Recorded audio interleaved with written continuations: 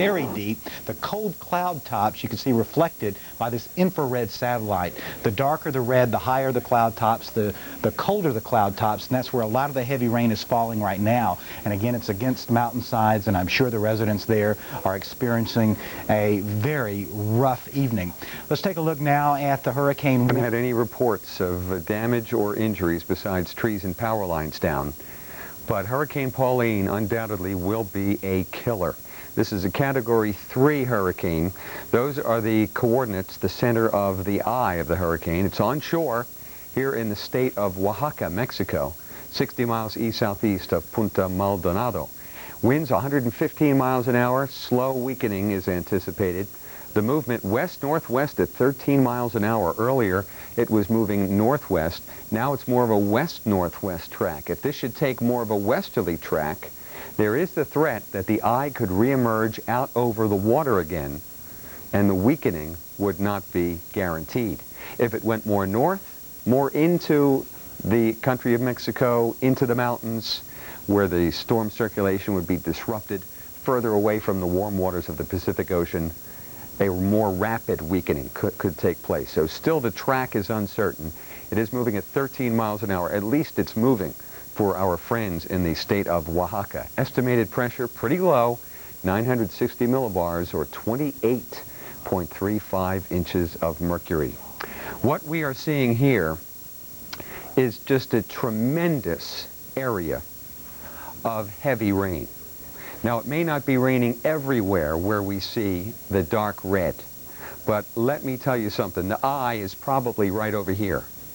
If you watch this area, the green and then that little warm spot, that little orange spot, that's probably where the eye is, somewhere in here, near the coast.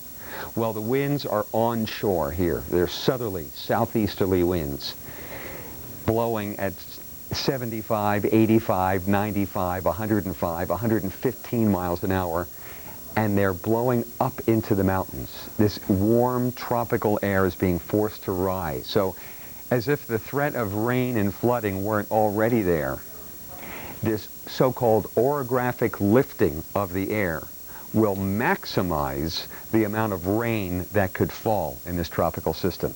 I mean, consider a hurricane blowing across Florida, where there is virtually no additional elevation once this comes ashore. Still you get tremendous downpours. Rain 10 inches.